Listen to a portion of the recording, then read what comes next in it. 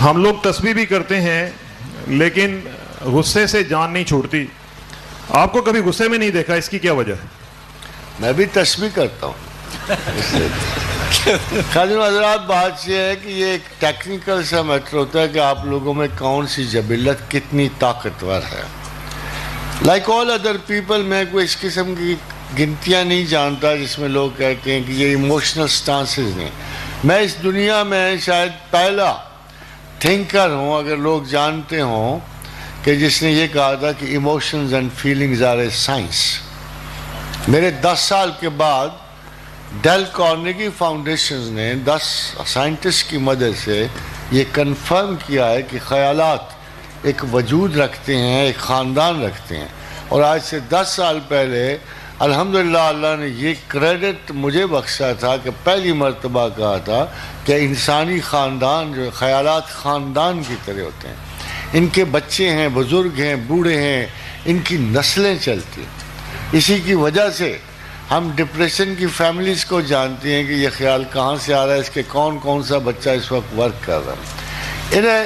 ان اے وے جیسے آپ کہتے ہو یہ جنات ہے, یہ سایہ ہے, یہ ظلمات ہے, پریکٹیکلی یہ بھی اللہ کی سائنس کے کرشمے ہیں کہ اس نے ہر چیز کو, فیلنگ کو, احساس کو مرتب کر کے باقاعدہ ایک سائنسی شکل دے رکھی ہے.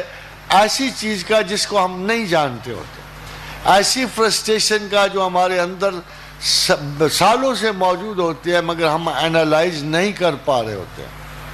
نفرت, حقارت, یہ سارے بیسیکلی تو انسان جو ہے حدیث کے مطابق اور سائنس کے مطابق مہینے برتھ کے 3 مہینے میں مکمل ہو گیا ہوتا. اللہ کے رسول کے حدیث کے مطابق 120 دن کے بعد روح اس میں ڈھل آتی ہے اور وہ تصادم میں خیر و شر شروع ہو گیا ہوتا ہے.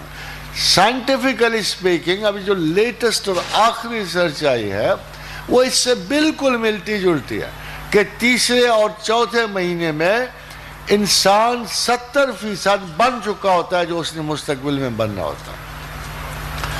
اب یہ تمام کنڈیشنز جو ہے یہ پریکٹسز میں جاتی ہیں, اور جب پریکٹسز میں جاتی ہیں تو جو کیفیات ان احساسات سے جو بچپن میں ہم نے رجسٹر کیے ہوتے ہیں, 9 برس تک انسان کا ٹراما موو کر رہا ہوتا ہے, وہ ہمیں جا کے ہم اثرات پہچانتے ہیں مگر اوریجنز نہیں پہچانتے.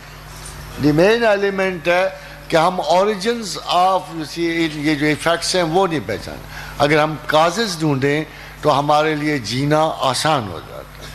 وہ اریٹیشنز جو غصہ کاز کرتی ہیں, وہ لائکس اور ڈس لائکس جو اس میں حائل ہوتی ہیں, اور وہ سیلف رسپیکٹ یا وہ امپریشنز یا وہ حقارتیں جو ہمیں اکساہٹ پہ آمادہ کرتی ہیں, یہ ساری کی ساری اس کا علاج تسبیحات میں, کیونکہ تسبیح زبان سے اترتی ہے, دل میں جاتی ہے, رگے خون میں جاتی ہے, اور پھر یہ آپ کے جین تک پہنچتی ہے جہاں آپ کا وہ میک اپ ہوتا ہے. جیسے میں نے آپ سے, انسان آزاد نہیں ہوتا, آپ کی خصلتیں آزاد نہیں ہوتی, آپ کی عادتیں اپنے پیرنٹس سے جدا نہیں ہوتی, اپنی نسل سے جدا نہیں ہوتی, آپ کے حاضر کے معاملات سے جدا نہیں ہوتی. تو یہ اتنا بڑا ٹیکنیکل پروسیس ہوتا ہے, اور اس پروسیس کو ابھی جو میں آپ کو بتاؤں اس کو یاد رکھیے کہ اللہ نے کہا کہ میں نے یہ کائنات بنائی اور میں نے ستارے بنائے اور میں نے ان کو گردشوں میں سنوارا اور میں نے ان کو توازن بخشا, اور یہ ٹل نہیں سکتے, اور اگر یہ ٹل جائیں تو ہمارے سوا ان کو تھام نہیں سکتے. بہت امپورٹنٹ, اگر یہ ٹل جائیں تو ہمارے سوا ان کو کوئی نہیں تھام سکتا.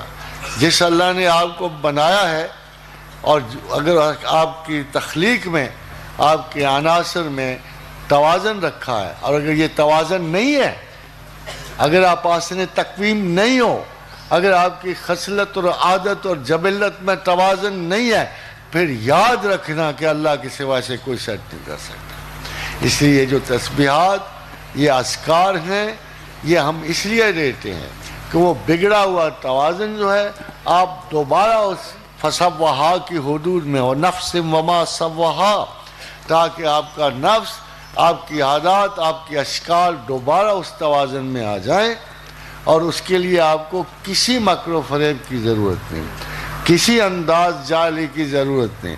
آپ کو ایک نیچرل معتدل انسان کی شکل میں خدا دیکھنا چاہتا ہے، اور یہ صرف تسبیحات، اللہ کی یاد ہی آپ کو اس مرحلے تک لے جا سکتی ہے.